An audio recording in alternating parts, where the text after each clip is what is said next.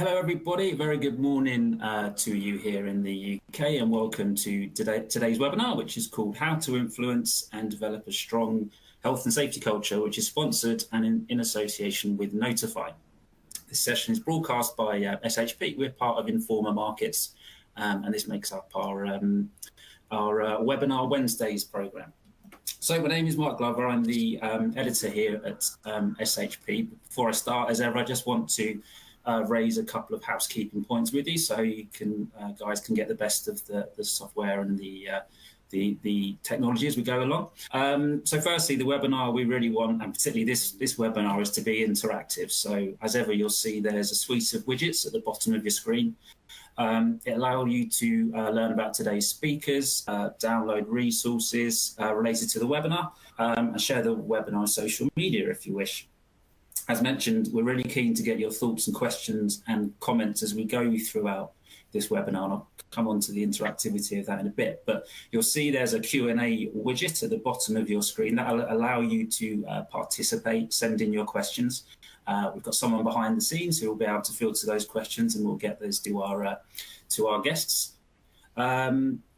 I've endeavoured to carve out some time at the end of the presentation, so do get typing and get your questions in.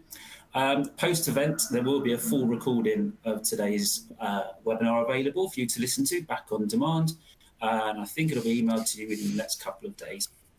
Of course, CPD is really important. We know it's really important to you guys, and as such, you can download your CPD certificate of attendance, again from the suite of buttons at the bottom of the screen, I gather. So if you want to, please make sure you download that before you log off today.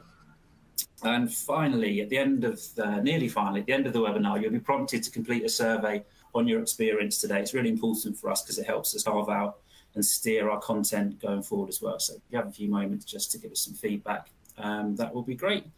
And lastly, definitely lastly now, if you're experiencing any technical problems which might happen, please click the help widget, again found at the bottom of your screen, or type in the Q&A box. Again, there'll be someone behind the scenes who should be able to help you sort out with whatever issues you are having. Right, that's the logistics and the admin out of the way. Let's get on to the webinar. So as I said, the webinar is called How to Influence and Develop a Strong Safety Culture. It's something we write about a lot and talk about a lot on SHP, on the importance, obviously, of a strong foundation of a safety culture. But of course, it's a difficult thing to try and implement. There's so many nuances to getting it right. So in a slightly different format, and sort of help with that, this webinar is not a straightforward presentation like we usually do. We've got I'm going to be talking to three leaders in the sector. We're going to get their thoughts on the topic. We're going to hear of their experiences, their challenges they faced. So we're going to deep dive into that. We're going to touch on technology as well, the role of digitalisation in a practitioner's toolkit these days. So as well as the questions that we're hoping to get from you guys, we've got a couple of polls as well. So it'd be great if you can interact with that, and we can chat around those as well. So it should be a really interesting session on this time around. So hopefully you guys can take some good learning from it. So without further ado, let me introduce you to our speakers. First off, we've got Duncan Davis, who is the CEO and co-founder of Notify Technology. Good morning, Duncan. Can you hear me? Morning, Mark. Yes, I can hear you very well. And morning, everybody out there in the ether. Thanks for coming on, Duncan. Hopefully as well, we've got an old friend of mine, actually, just catching up now. It's Richard Byrne, who's the Group HSE and Fleet Director of Travis Perkins. We've worked together in my previous SHP life, shall I say. But Richard, it's good to see you again. How are you? Yeah, likewise. No, very good. Thank you, Mark. Thanks for coming on, Richard. And last but by no means least, I've got Jane Archbold, who is CEO of IPTOT and the Chief People Officer at the Genie Group. Hi, Jane. Thank you so much for being with us today.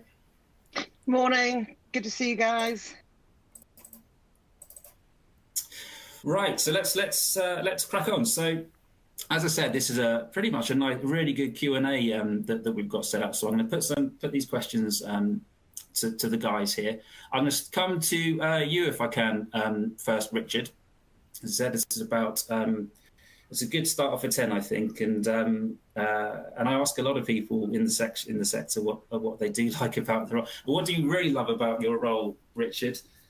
Counter that, what are some of the challenges that you also faced when it comes to ensuring health and safety in the workplace? Okay, what do I love? No 2 days are the same, so it's very different. I work in an organisation that's very diverse, so we operate in the merchanting sector through the Travis Perkins Builders Merchant and some of our specialist merchants. We're in the retail space in Toolstation, both in UK, France and Benelux, and we've just bought all the stock in a stair manufacturing company. So lots of risks, lots of different risks, and I think we're a relationship-driven business, and so people really matter to us. So the other aspect, as well as no 2 days being the same, it's the fact that the people generally I work with are absolutely brilliant. Main challenges, look, we've got 20,000 people operating out of 1,200 locations. We've got the 10th largest commercial fleet in the UK. Making sure that safety sits in the priority list of every one of those people doing their job, where we want it to sit in their list is the constant challenge. Thanks, Richard. Same question to you, Jane, please. Okay, a little bit like Richard, people are really important to me, and anybody that knows me, that is one of my passions, and that's both our people internally and our customers.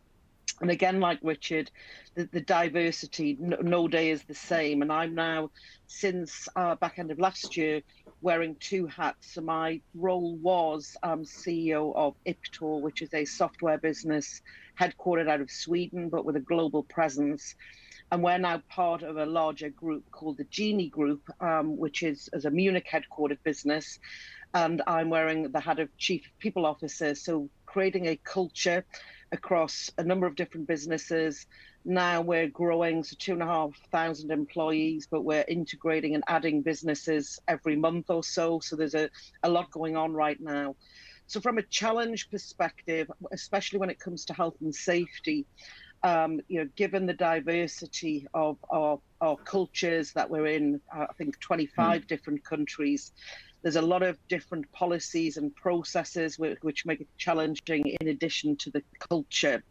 So the key thing for me is being able to, attract and retain our talent within the business, keeping people safe from a physical perspective, but also from a sort of a mental health perspective as well in a diverse environment. So that's my key challenge, and then trying to have a consistent strategy across the business whilst respecting that diversity. Wow, there's lots of hats, as you say. Yeah. I think that's pretty common across the board. I think these days, mental health's got to be. You're thinking about strategy. You're thinking about communication. You're thinking about the diversity, retaining talent as well is another issue that's around the profession. So thanks, Jane. That's a really good kickoff. Same to you, Duncan. Yeah, sure, Mark. Well, actually, probably. I'm probably the only similarity I have with Jane is I wear a lot of hats. Being the CEO of a startup, you get to do a lot of things. That's probably where the similarity to Jane and Richard ends, in that I'm the CEO of Notify. We are about 30 people. So I empathize with the two of them, with their thousands of locations and people all over the world, because for me, there is an ease in having only 30 people. Having said that, obviously, and I love the fact that I know everybody and I know our clients, and you have a real small, community. The challenges that we have as an organization are they're not particularly physical risks. They're around the psychosocial risk stuff. So we're a knowledge economy business. We write amazing software. I'm not allowed to plug it, am I? But we write great software, and therefore we're in that world where people are busy, they have a hectic workload, And so one of the key challenges that we have is how to keep control of, in a small business growing rapidly, how do we stop people burning out? How do we look after our talent? Very similar to what Jane just talked about. And so we do quite a few things that we might come on to later about how we try and manage that. And I think HSC put out some really good guidance recently about letting people feel in control of what they take on, giving them realistic targets, letting them be involved in the tools that you use to do the work. So those are some of the things that we do. And I think talking to clients, one of the things I was thinking earlier is, while Richard and Jane are in very different sectors, there are so many common things that come up as themes. And I love that about our clients. They do such diverse things, like, I've got London Zoo, and I've got universities and Rubbish Birkins and others. And actually, at the heart of it is often people and looking after people, which is a really worthwhile thing to be stuck into. Yeah, it's a really good answer. Thanks, Duncan. I agree. I think health and safety is the one true profession, if you like, where it's so diverse in terms of verticals. But everyone wants to share best practice. Everyone's keen to sort of come together as a pair, as compared to other sectors where there might be an element of competition. And as you said, the diversity of a zoo and then a university or the waterworks. It's and everyone has the same goal, and it's to help everyone. I think that's really really good to hear. Next question, if we can move on, guys. How do you and your company prioritise the health and safety of your employees? Again, what are the obstacles you face? And you might have alluded to it in what you just said. And also, can you think about, it's different, we're in a cost of living crisis here. Budgets are being squeezed. How do we make sure, or where does health and safety currently sit within that priority list? I'd be really interested to get your answers on this, and I might whiz it round actually and just go back to you, Duncan, if that's okay. Yeah, absolutely. Obstacles. The obvious thing is, and again, it's the same probably for everybody, but running a business is hard work. Stuff turns up. And in a very small business, you've got finite resource, right? We can't spend money infinitely on everything that we would like to do.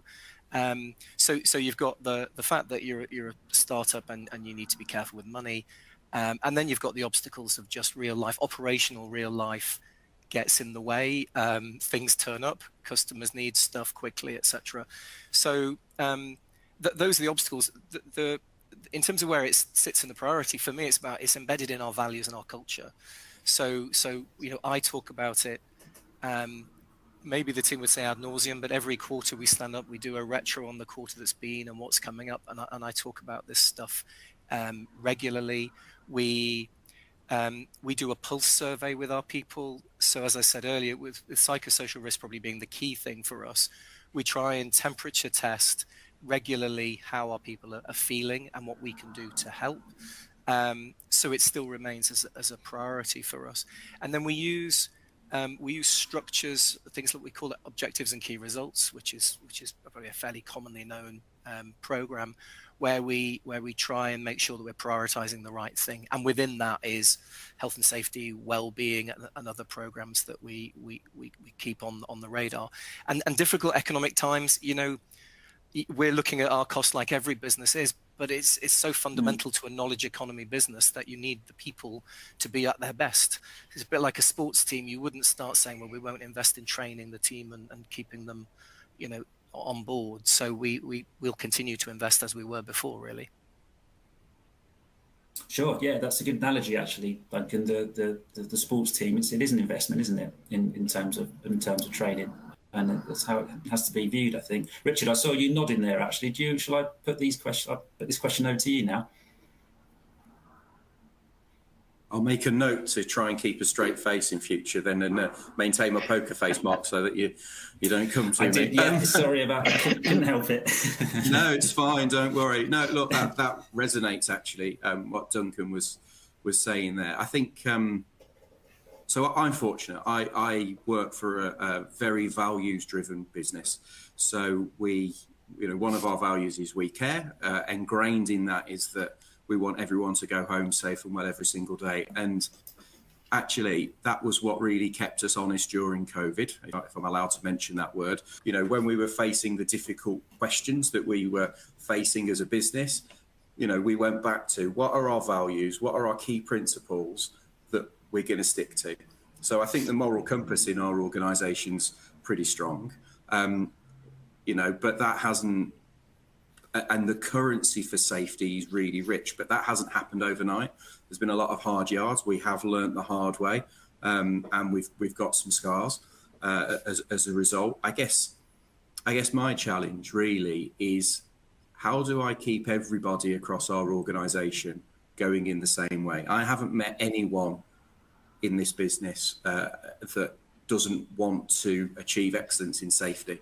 And, you know, there's a bit where you have to sort of help counsel them and guide them in the right direction, and perhaps say, actually, this might have better benefit than the other. So that can be a bit of a challenge. You know, and the point about the economic time, boom or bust, there's always challenges, I think, around safety and keeping it on the priority list and just maintaining balance. You know, a few moments ago before joining this call, I was with one of our business's senior leadership teams, and we were talking about this exact subject.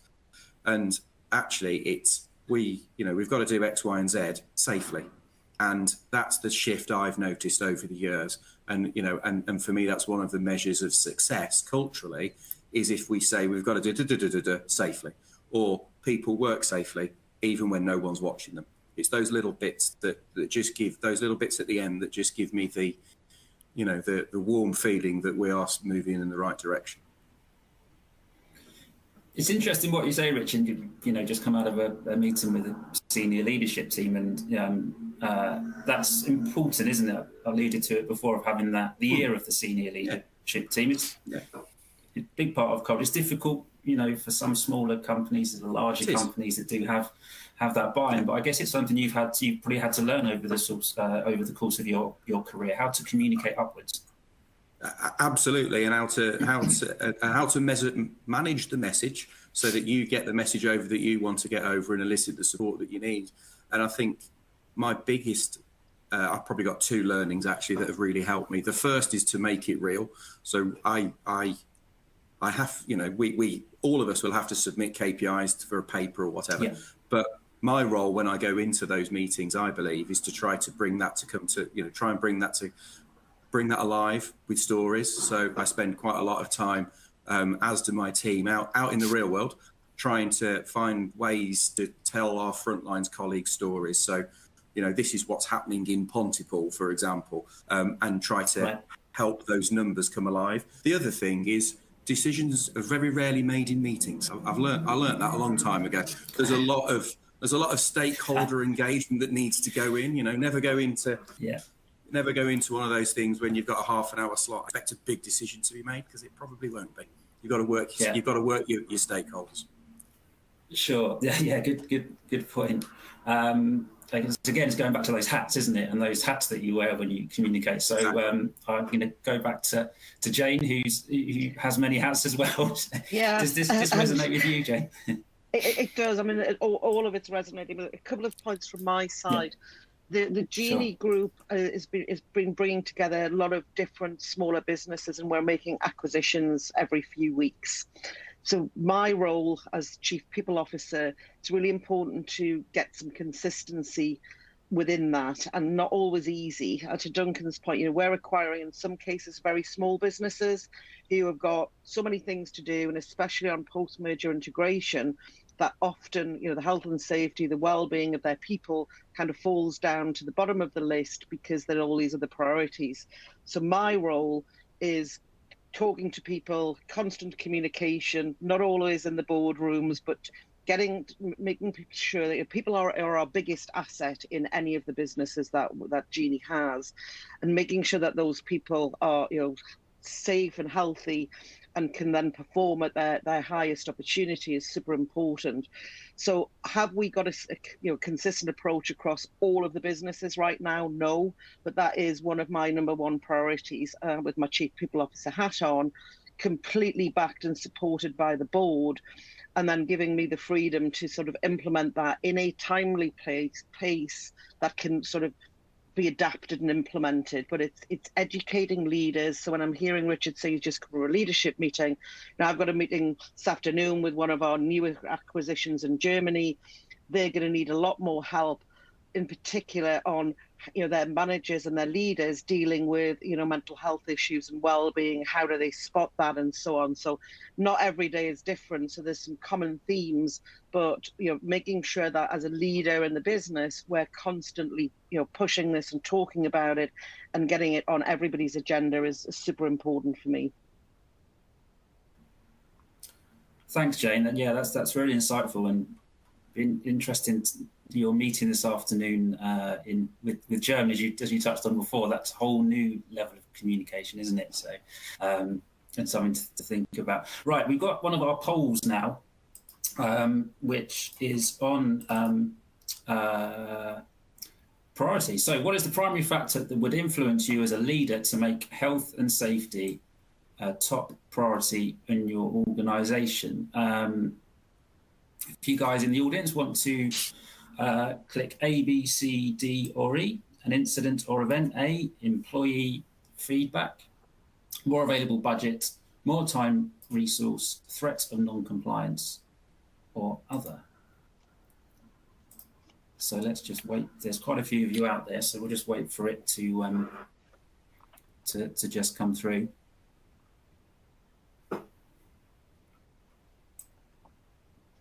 I think it's interesting actually that there are so many factors. That there are probably more factors than we've listed here actually, but these were probably the top ones. An incident or event. What do you think, Richard? What do you think the result's going to be? I don't know. I think it depends greatly on where the organisation is in their journey as to where it's going to, what's going to be the biggest factor.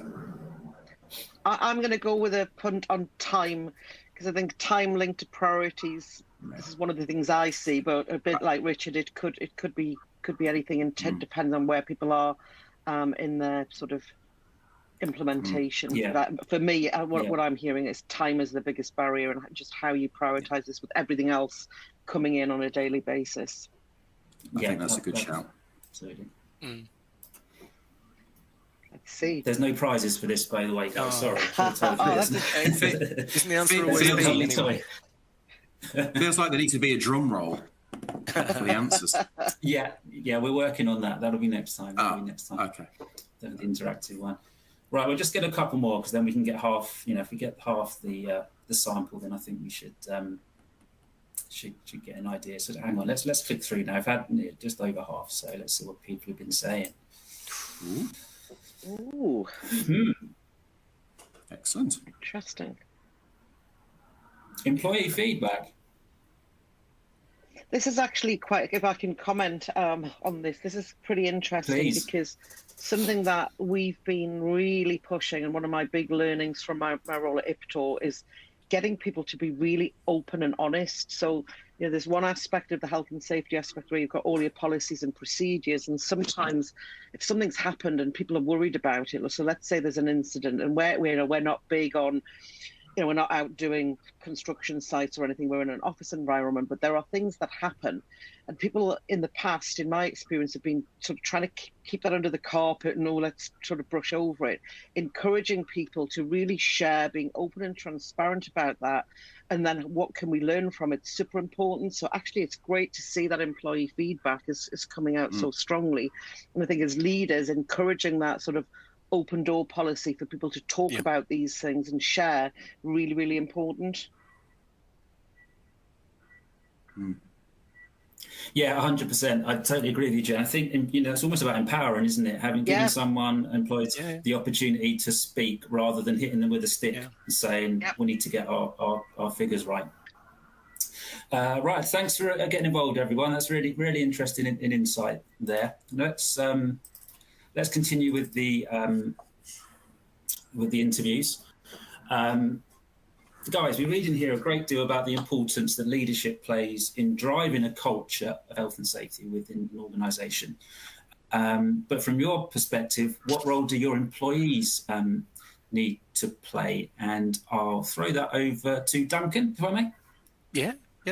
Well, actually, I mean, I think it goes directly back to what we were just saying about feedback culture. So we did some training last year on feedback. One of our values, 4 values at Notify, one of them is constructive dissatisfaction, and that, you can kind of paraphrase that as always trying to get a bit better, or 1% marginal gains, all that sort of thing. Last year, to try and help embed that, we did feedback training, which was how to give and receive good feedback. And I love this question because I think it sets up a really good conflict, right, of who is in charge of safety and who's got responsibility for it. And there's the legal framework, and I'll come back to that. But I think when we did the feedback training last year, a penny that dropped for a lot of our guys was that it's on them to give us the feedback. You know, we're not necessarily sitting and politely asking, although we seek it. As an employee, we're trying to make them recognize that they've almost got a duty and an obligation to give that feedback, just because they all want the business to be better and do better. And like Jane says, it's part, my leadership role is then not to have a negative reaction when bad news lands, or negative or constructive feedback lands, and to encourage that and embrace it. Because by doing that, you create psychological safety, right? You then create that culture where, however bad it is, somebody is willing to tell you what's really going on. And so I think there's a good tension there between, as an employee, it's your job to tell us, and as a leader, it's my job to create engagement and empowerment that they do tell us. And then I think then you've got the HSC. To be fair to the HSC, you've got these cracking posters that you see everywhere, which actually do have on them, you know, this whole, as an employee, it's your obligation to make sure you've got the right training, you know, you follow the instructions.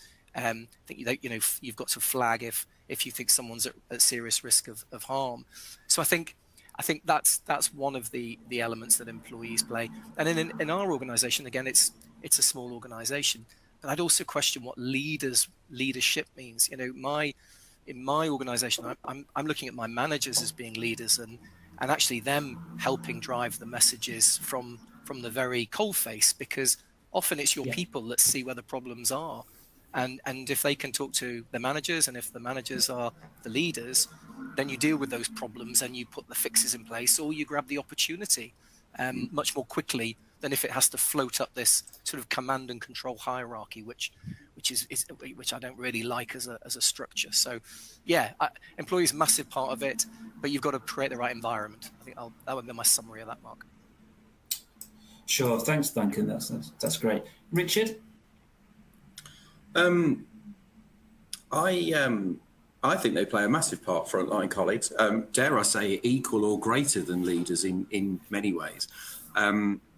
But I'd echo all the things that Duncan said there. I think my best or my favourite story of frontline engagement, and where leaders really listened and collectively made a difference, and we saw a culture change, was a few years ago now in one of our businesses called Keyline. So they're the market leader for civils and drainage in the UK. They handle big, heavy products. And we were seeing a huge number of manual handling accidents. In fact, it was like the evolution of man, but in reverse. So you started off pretty fit at 18. By the time you got to 15, actually, you probably did have a bad back. So the MD and I asked the regional directors to go out and see, how we could address this. They came back and the next month and said, we need to train people more. And they were sitting there thinking, we could do, but that doesn't really solve the problem, does it? So we sent them out again and said, this time, see how we can reduce the need to lift and shift stuff by hand. They thought they were going to come back and share those ideas with their colleagues, the rest of the leadership team around a board table. The MD and I got playful. So we invited about 10 yard supervisors and drivers to come along, and the regional directors had to pitch their ideas to them. So we learned a lot about how good our regional directors are at sales pitches. We had a good laugh and a good joke. Everyone was really relaxed, and we came up with a list of a number of things that we thought would make a bit of a difference. One of them was something called a bulls-only grab. So this goes on the front of our forklift truck, and it can lift single blocks and curbs and whatever. And Kieran, the MD, and I had set a target in our minds. If we can reduce manual handling by 70%, wouldn't that be great? We had no idea how we were going to get there. The bulls-only, though, every single one of our colleagues on that forum said, I would spend my own money on that. That's the best thing I want. So the business case didn't quite stack up, but when we took it to the CEO, he was really supportive because, you know, he said, and I remember it very clearly. The case is almost there, and we always say to colleagues, tell us about stuff, and we'll try and do something about it. Well, let's put our money where our mouth is. So we did that, along with various other things. And where I'm getting to is there were a couple of branches as we rolled this out that were like, nah, don't need this, waste of time, it will never work.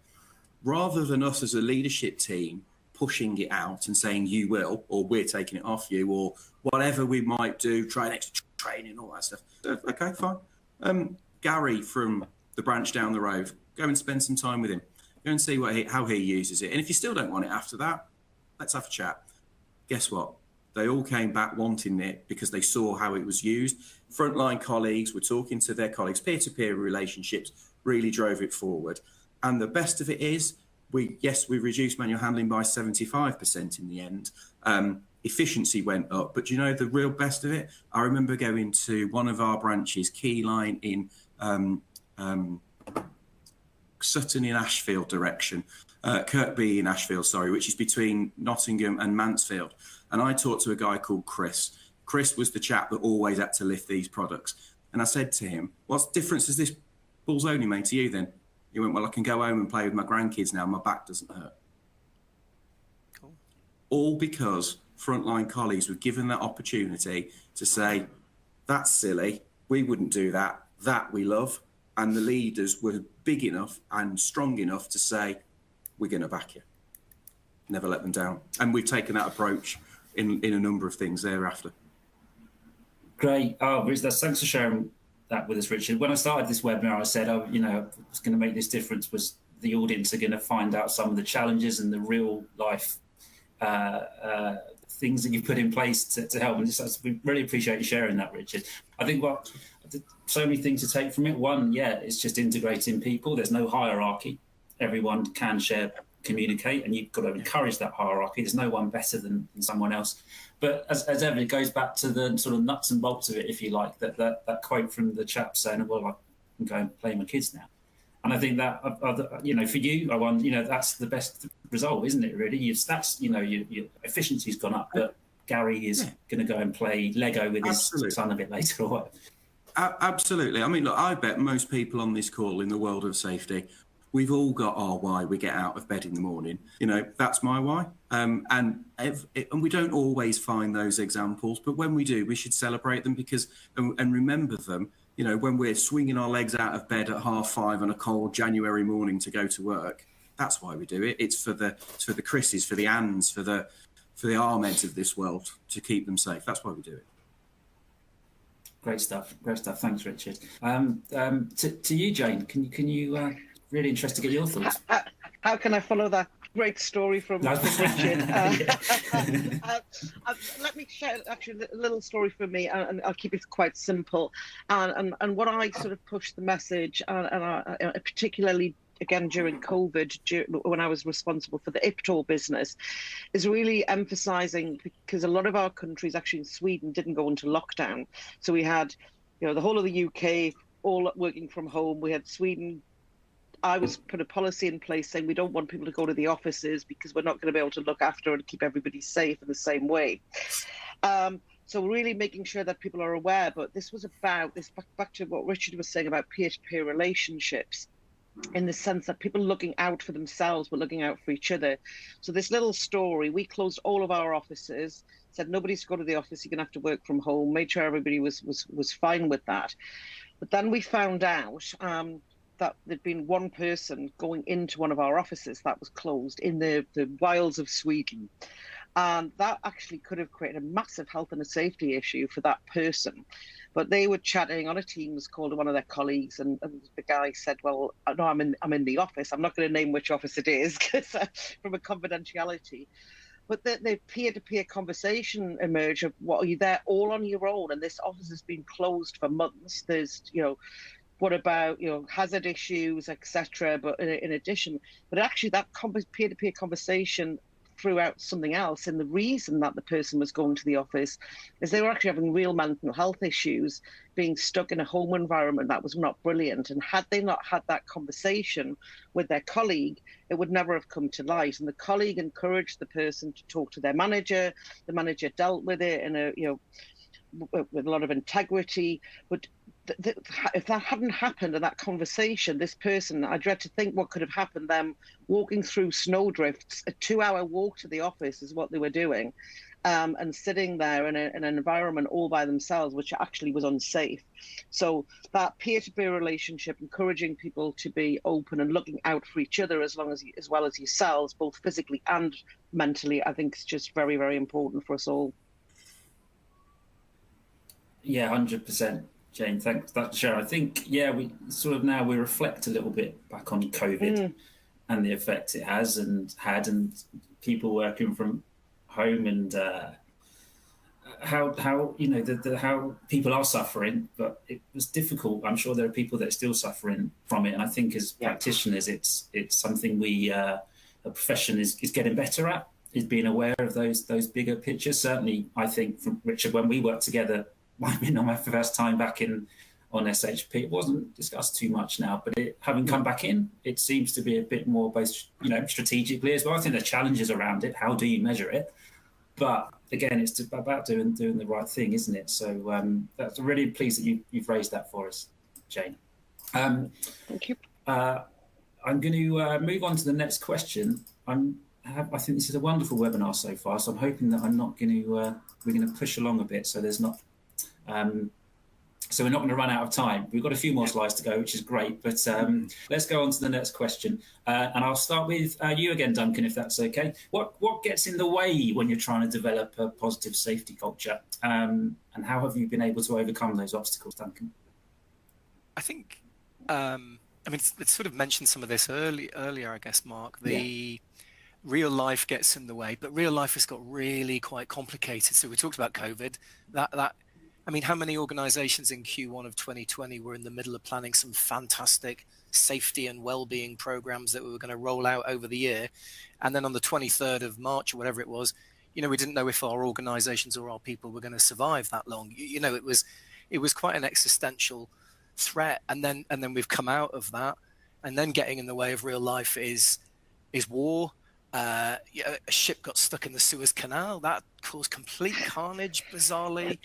You've got terrorism. And so I think, and I'm conscious of the time as well, I think it's about resilience for me. It's about, so I talk to the team here a lot, and we talk a lot about VUCA, which I love the VUCA thing, volatile, uncertain, complex, ambiguous, and try and communicate to the organization that we live in VUCA times and that externalities will happen. And that it's about organizational and individual resilience to get through that, and building a culture and those ties between your people where, like Jane said, where somebody's looking out for somebody who's going 2 hours to the office and cares enough to do something. I think those are the things that will bind people together to help you to get over whatever happens externally. And then it's about focusing on your internal stuff that you try and plan to deliver.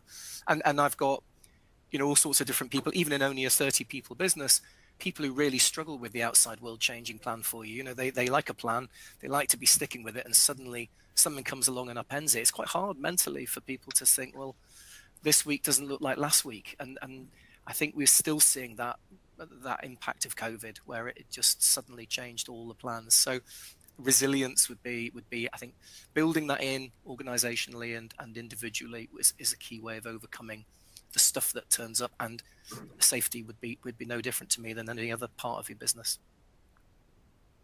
Yeah, good point, Duncan. COVID's just put so many things out of control, and as health and safety people, you want to be in control. And as a human, you like to be in control, don't you? It's something you have to try and learn to handle. It's not easy to control things sometimes, but yeah, really good point. Richard, I'll go to you, please. What gets in the way? So, well, look, let me. I think that as safety professionals, there is a tendency for us to be magpies, and organisations can be magpies when it comes to safety and well-being. In other words, they want to try and do everything all the time. And that looks good. I'm going to go to that now, and now that looks good. And my sort of counsel to that is around ruthless prioritisation. And I've mentioned it at the beginning about, what's going to give you the biggest bang for your buck? Is it that or is it that? And then be really clear about what you're going to do and why you're going to do it. I think that's really important now. It was clearly important during COVID. And actually, I think it was important ages ago. And boom or bust, ruthless prioritisation. It's not about what looks good in a magazine or what someone else is doing. Does it suit your organisation? Is it going to make a change? Don't do 10 things and hope you land them. Do 3 things that are the biggest difference. They're going to make the biggest difference, and do them really, really well. That would be my my comment. Yeah, perfectly put. Jane, you're nodding. Yeah, I completely agree. And I'm thinking about this before the call. It is about that prioritisation and ruthless prioritisation, especially when every single day there are so many things getting thrown at you, a lot of uncertainty both at home and at work, but being really clear on what you're going to do. To your point, Richard, do it really well, but equally as important is what you're not going to do and explaining that as to why. So couldn't agree more. And that's the big thing, that whether it be health and safety or actually anything on the strategic agenda that I've got, both from a commercial perspective or a people perspective, it's about less is more. Doing it, finishing it 100%, doing it well, learning, and then adding the next thing, not trying to butterfly about and do too much. Brilliant, thanks guys. All really good answers. Right, we've got another poll actually that we're going to put it to you guys actually out in the audience. What is the main obstacle you have faced when it comes to developing a safety culture? Is it A, leadership commitment, employee buy-in, minimal or no training? A lack of communication, blame culture is interesting, poor incident or accident reporting. Please, if you can, put your answers in now.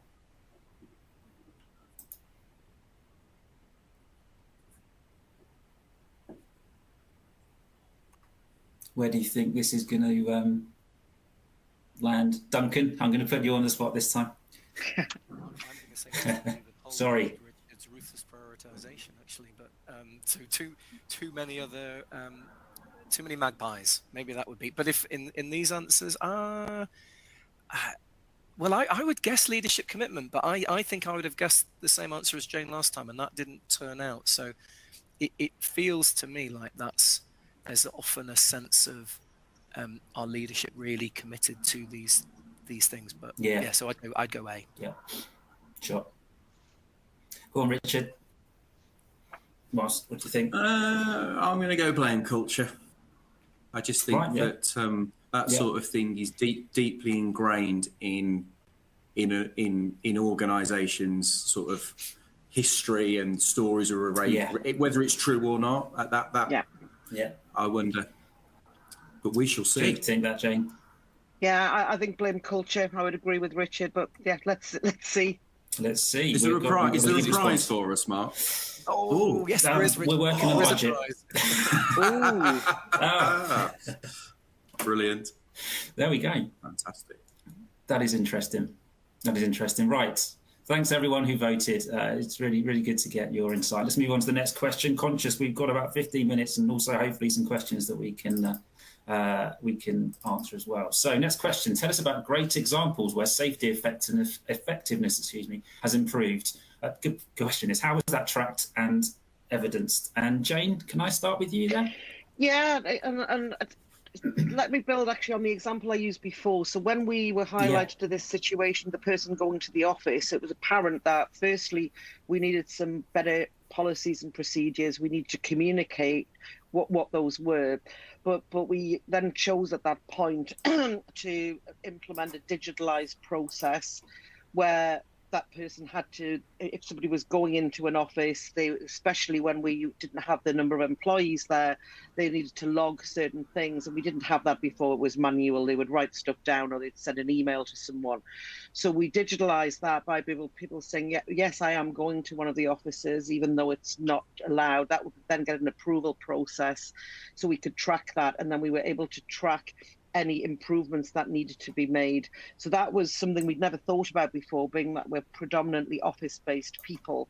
So that has helped, especially during those times, but then that's something that we've continued on.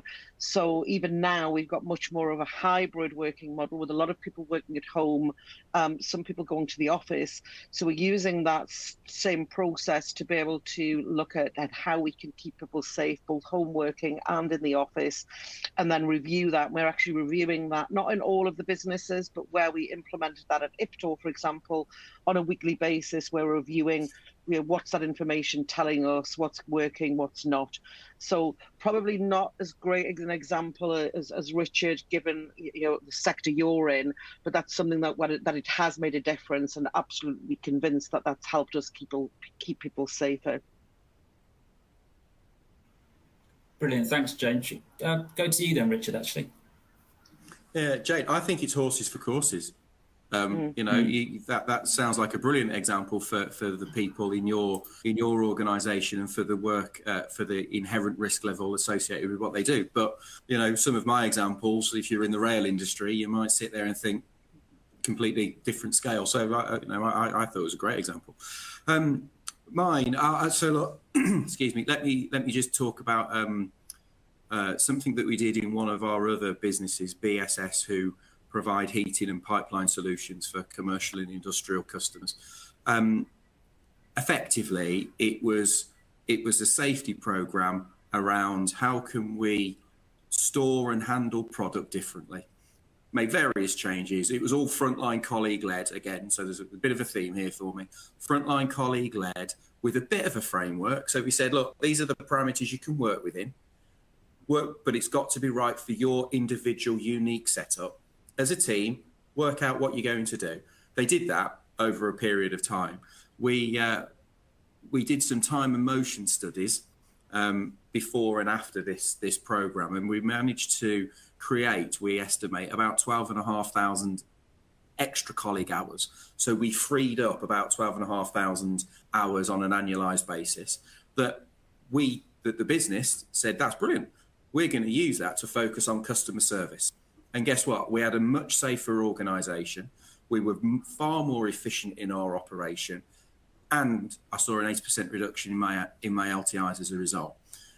That then, a couple of months, probably about 12 months afterwards, that led into, it was the forerunner and led into a much bigger operational efficiency program across the BSS business that's still ingrained today. And I think there's, you know, for me, if you get safety and ops working together, that really is the sweet spot. It really drives efficiency and keeps people safe. Perfect. Thanks, Richard. And over to you, Duncan.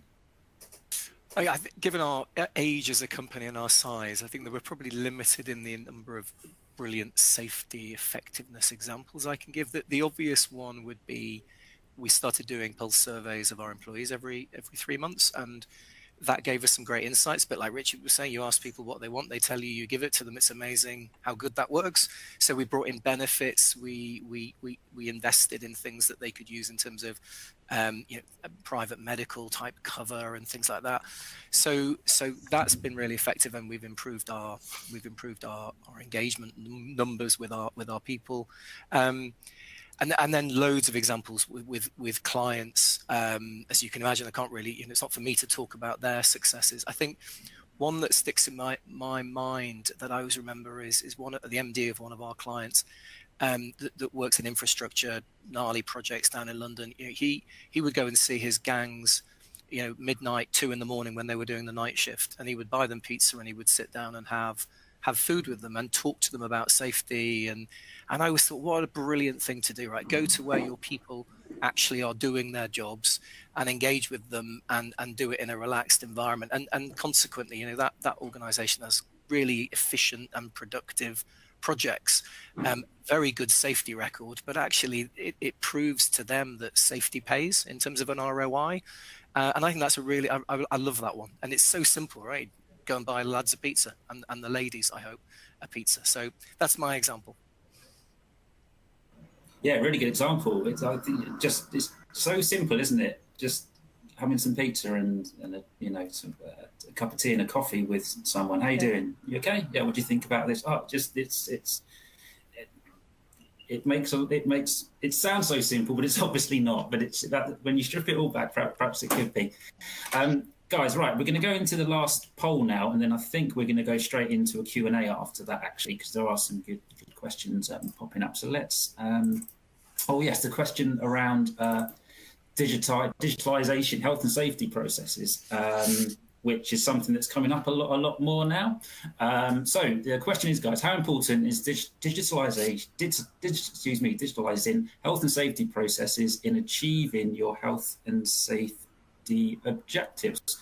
A, extremely important. B, important, unimportant, or extremely unimportant. If you can press your answers now, please, audience. This is an interesting one, actually, because it's a bit like mental. It's a bit like the mental health factor. When I was back working on the magazine, technology was not really being talked about as much. This is, how long ago was that, Richard? 7-8 years ago, I think.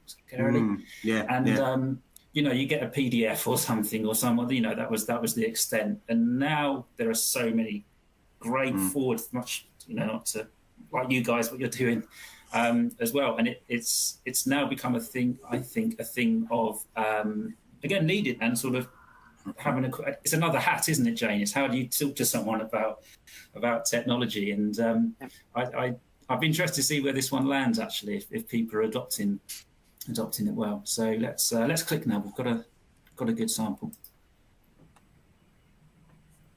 Over half say it's important, which is encouraging, Duncan. Yeah. Yeah, and probably not surprising, right? I mean, you can't go anywhere these days without somebody waving an app in your face, I think so. And I think it reflects the demographic of your workers, right? You as you get more and more young people coming into the workforce, you're probably going to see. I think you'd expect that, right? Every organisation. Well, you can speak better than me, Jane, on digitalisation as a route to productivity and competitive advantage. Yeah, I mean, to your point, Duncan, there's an app for everything, and I think it's a matter of time, and especially with younger workers, they're so used to just having everything digitally native that we're sat here in another 2 to 5 years' time. I would think those numbers would be even higher, would be my prediction. It's good to see people are not saying it's, there's very few saying it's unimportant, both for your business and for mine, Duncan. Yeah. I want to speak to the 1.5% who say it's very extremely important. Email me that. It could be a webinar in itself, couldn't it? I think when it goes back to Jane, perhaps about retention as well, how young people are going to come back in, and more and more people are using. So perhaps we can chat about this offline or something, or another session, perhaps, or an article. Another session, but there's a whole topic there. Absolutely. Right, I'm really keen to just come on to the Q&A now. We've got a few minutes, so I'm gonna dig out a couple here. Also, guys, just want to say that the feedback's been really positive as well. So a lot of people are saying how good the webinar is, and they really appreciate your insight as well. So that's really good to see that people are really taking it on board. Let's see what's.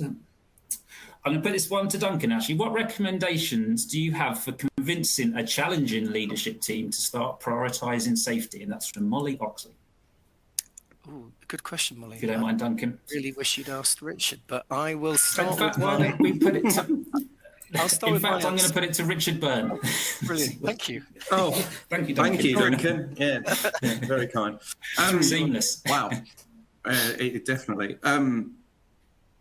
That's a really good question. I think so. I've got lots of ideas. I think the one that I would probably go for myself to start with is try and identify the one member of that leadership team that probably gets it a little bit more than the others. You know, the one that's perhaps got that little bit of that's a bit more, you know, got a bit of a spark around it, and then work with that one to try and build something and get them as a peer to talk to their peer about it, to sponsor it. So I can certainly think of examples in the past where myself and my team have done that. And you know, there's no quick win, but actually, if you can get somebody on side, an early adopter, work in their part of the organisation with them, actually, their performance will appear somewhere on a graph or whatever, and it will enable a conversation to say, well, why are they doing it better than, or what's the difference between that part of our business and that part of our business? And it enables a conversation. So mine would be find your early adopter and work with them. Perfect. Thank you, Richard.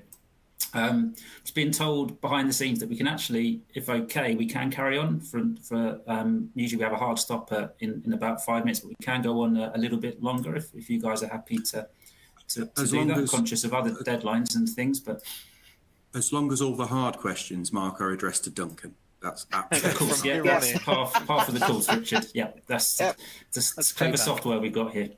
Yeah, brilliant. Again, just looking through this, so many people are really saying how great this has been. So again, thank you. I'm going to put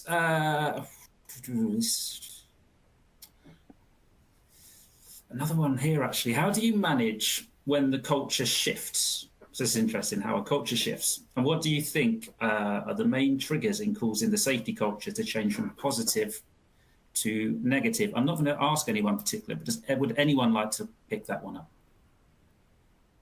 A cultural shift when it goes negative to positive, or the other way around? It's generally a burning platform, in my experience. So every organisation has a culture. You just may not like what it is. Could be an accident that really sends that sort of jolt across the business, or in the boardroom that makes you go, got to do it. Or likewise, it might work the other way. Horrendous accident, and people just realise, oh crikey, you know. In my mind, it's generally a burning platform that drives it. Certainly to make that switch quickly. Yeah, I was gonna say on that is just it takes a long, and I know this from working in bigger businesses in my past. It just takes an inordinate amount of time to change culture. And I heard someone the other day talking about, you know, the years it can take to move something from here only to over here, because you've got so much embedded kind of corporate memory and how we do things around here sticking, and that's quite a big challenge. I think sometimes people think you just sort of flick a switch and you tell everyone to work safely and then that's it, done, but it seems to take a long time. We're a hard bunch to change, I think. Yeah. I mean, in my experience, just building on what you're saying, Duncan and Richard, it does take time, but and especially when in my experience, when we've been acquiring and merging different businesses, not just in my current role, but going in the past, it's really important to understand what the culture is, first of all, both of all the different businesses, or especially if you're multi-location, there are things that are really positive. So what are the things that you want to keep? What are the cultural aspects that are just not fit for purpose anymore? And this goes for any business. And then be clear on the things that you want to change.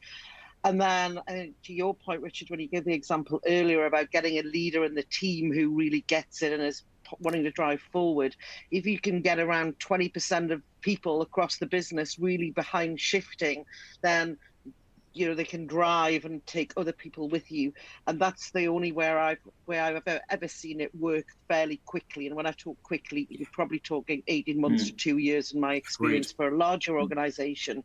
So it's been gradual, but again, it's back to priorities. So the bits that you want to change, where are the things that are really going to move the needle, and get a bit of a movement around it so that you've got people driving that forward. That's my take on that. And just to build, Mark, actually on those points, if you want to make a shock, so if you want to make an immediate impact and a culture shock, you need to do something really, really different. And that was my point. If there's a horrible accident, use that as the culture shock. So if you're, lots of organisations do stand downs where they close the doors, keep customers out, don't do any work, and they have an hour focused on safety. If you've never done, perhaps based on an accident or trends or whatever, but it's kind of the last resort, because where else do you go after that? You've stopped the business to talk about it. But in organisations that don't do that, trust me, the first time you do that, that sends one heck of a message. And they're key. Yeah. So that's the immediate. The challenge then is, how do you keep that going? Because you've got people's attention. People want to see a difference now because it's different. What are you going to do? So you've got to have something to back it up, I guess. Yeah, I totally agree. Of course, you don't want something that bad, but there's. No. I was going to say to you guys, actually, anecdotally speaking to our readers, that Richard, you probably have seen it. We've done this for a long, long time. We publish the in-court story, so we publish when a company's been fined, when something's happened after an HSE investigation, and we literally just put what's happened, how much the fine was, what could have happened, a quote from the HSE inspector involved. But the amount of people that take bundles of these and print off all our in-courts, the professionals that take these in-courts with them and take them to their board, for example, and say, look, this is what could happen. We're in exactly the same field as this, and this is what you need. Otherwise, this is going to be this is financially going to be happen as well. So that's a lesser way of doing it, perhaps, but it's still almost like a toolbox talk, a powerful toolbox talk. Here we go. This is what can happen if it goes wrong. And I think that's okay, as long as it's not an overplayed tool that you use. And I think you need to make that really relevant to your business. Yeah. So what's the gap analysis? Because that effectively, if you're going to talk to a leadership team, they're really looking for assurance that they've got it covered. And you need to find a way to actually say, don't worry, we've got it covered, or actually we need to do X, Y, and Z, and that's the conversation that you have. Exactly. Yeah, exactly. Right. Another question from Sarah Ball. Again, I'll just put it out there and one of you guys can pick it up. Sarah says, it can be more difficult for employers to see health and safety as important when they work in low-risk environments, such as an office. But I think this is because health and safety is still seen as accident prevention and not related to mental health and well-being, which is interesting. How can health and safety teams change this perception? What do you think? One for Jane, perhaps? Richard's not in. Thank you. I was just being transparent and letting you know about my hard stop. Sorry, Mark. Can you just repeat the question for me, please? Yeah, I should sure. be able to multitask, but I was typing at the same time on the chat. No, very good. Yeah, no, very impressive. Honestly. Sarah said it can be that's very important. Sarah said it can be more difficult for employers to see health and safety as important when they work in low-risk environments like an office. But I think Sarah thinks this is because health and safety is still seen as accident prevention and not related to mental health and well-being. How can we change that perception? Okay, so yeah, a great question. I think the key thing, because all of our people are based in offices, so it's not just about the safety aspect of there's going to be an incident, but so it's about education first of all and communication from me. That starts with being really clear about what does health and safety mean for you and your business, and that's coming from the top, and then the top role modeling that, but then and leading by example. But it's about also for me ensuring that people talk about things like well-being, about mindfulness. So like Duncan and I, we are doing and have done in parts of the business is now getting this consistency, doing engagement surveys, well-being pulse surveys to check in, and then using that information to say, well, okay, what does this mean for us, and what does this mean in our organization? What are the most important, the top 3 things that we're going to focus on in the next quarter, and getting people involved with that. One thing that I haven't started across the Genie group yet, but something that I'm going to be looking at doing is, can we create these little communities of excellence? Because and across, I'll use the European organisation, because it can be quite difficult sometimes when you've got the different cultures, different languages as well. So English is our business language, but as you go further into some of the organisations, and I see some of these comments on the chat, which is what I was actually reading, around how are you engaging people who maybe English is a non-native language, whether that be from a tech perspective or just verbally. It's about creating these smaller communities of people where people feel open enough to talk about it. Trying to do something en masse, with thousands and thousands of people is very challenging when it's non-native English. So smaller groups and talking about what are the important things relating to health and safety that are relevant for our business right here, right now, today, and what are we going to do about it together, is the way, in my experience, to get that on the agenda and make sure people are, really placing this as a priority for the business. So that answer, hopefully that answers the question. I don't know if Richard or Duncan want to add anything to that.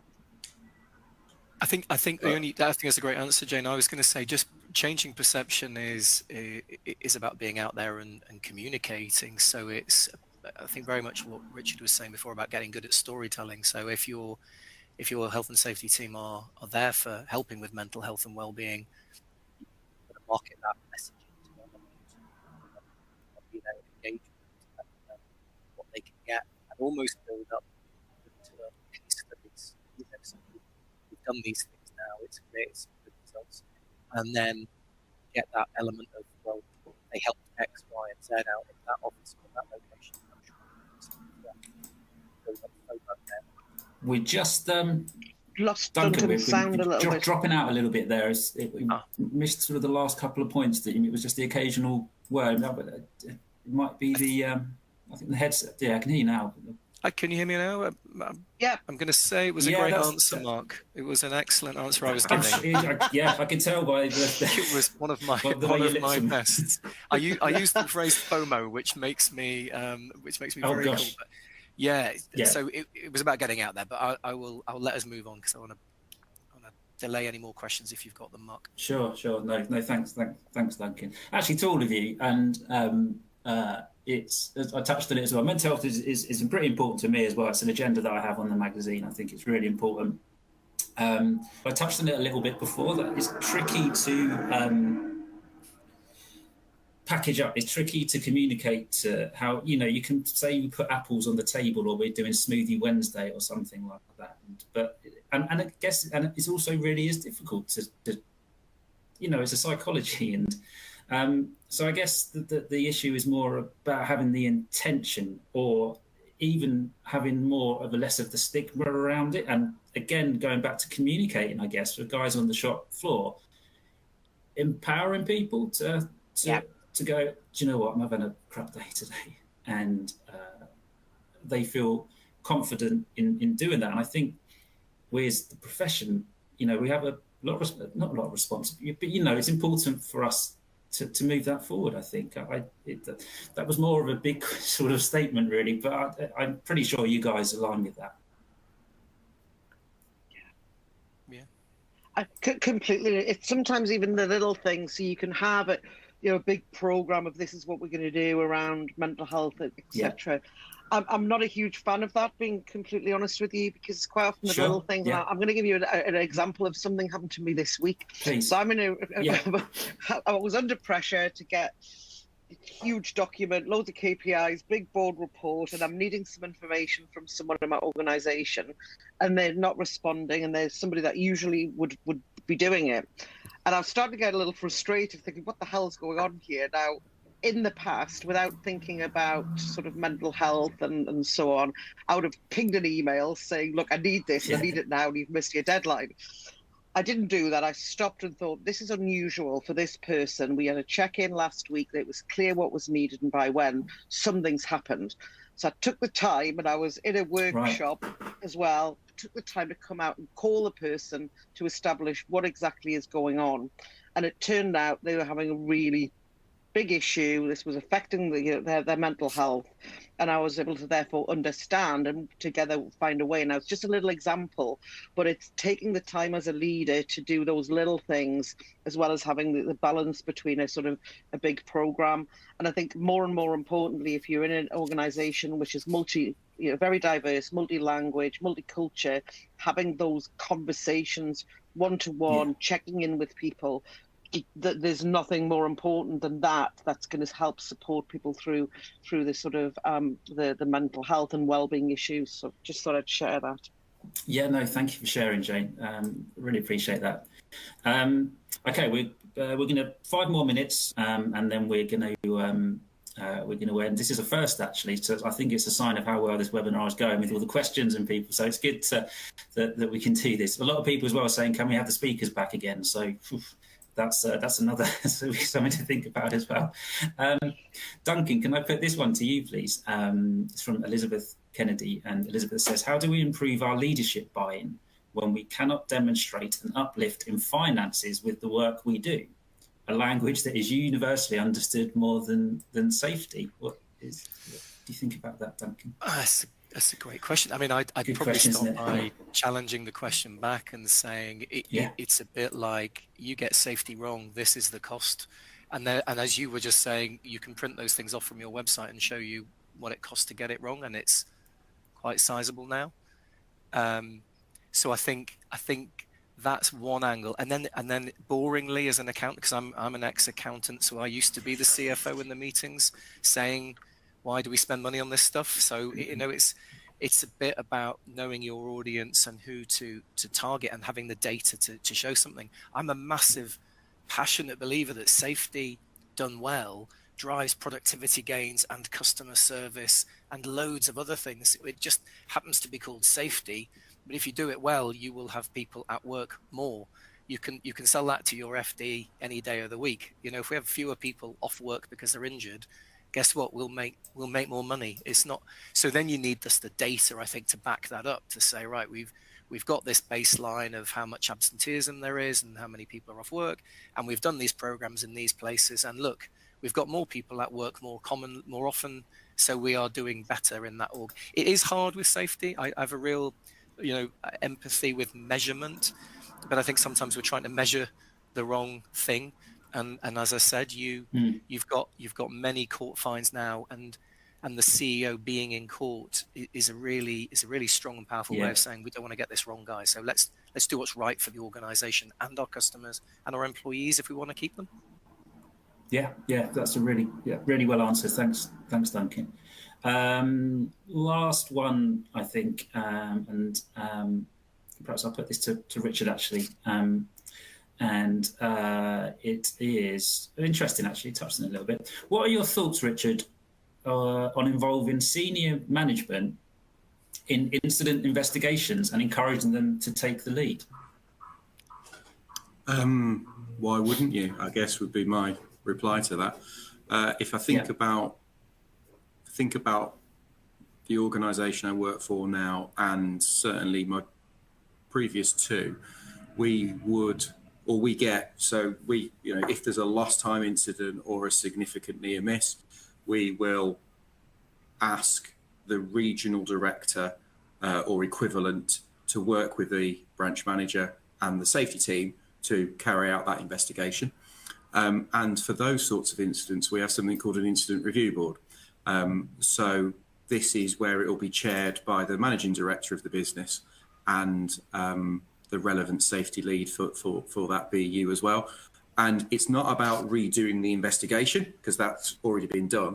Its focus is on, so what have we learned? What are the organisational changes that we might need to make across the entire business to make sure that that doesn't happen again?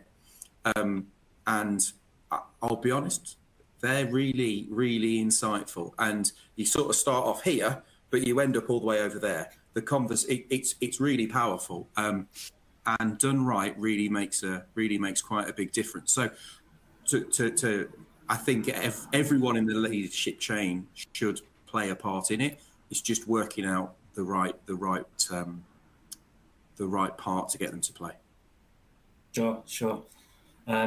Listen, I think we're going to have to reluctantly wrap up now, guys, as we go into an hour and a quarter. It's been really, really good. And as I keep saying, the responses as well and the engagement, I think, vouches to that. There's loads of questions that I think we must try and pick up offline, and I'll pick this up with you guys, and we'll perhaps have a little article or something around that, because there's so much to delve into. But my thanks to all of you. Thanks, Richard. Really good to see you again. Thank you. Duncan, thanks so much. Really, really insightful. Thanks for joining us. And Jane as well. Brilliant. It's been great having you on. So I really appreciate taking your time. So thank you all, guys. See you soon. Thank you.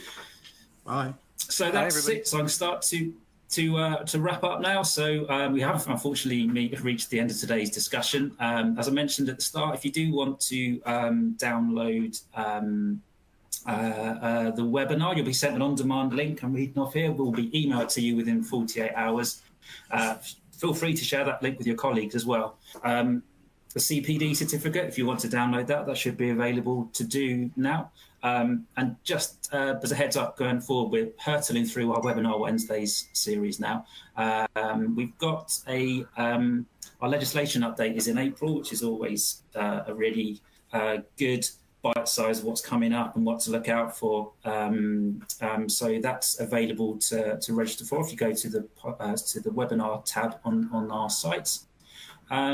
And that's pretty much it from me and from our guests. Thanks so much again for joining us, and take care. Bye-bye.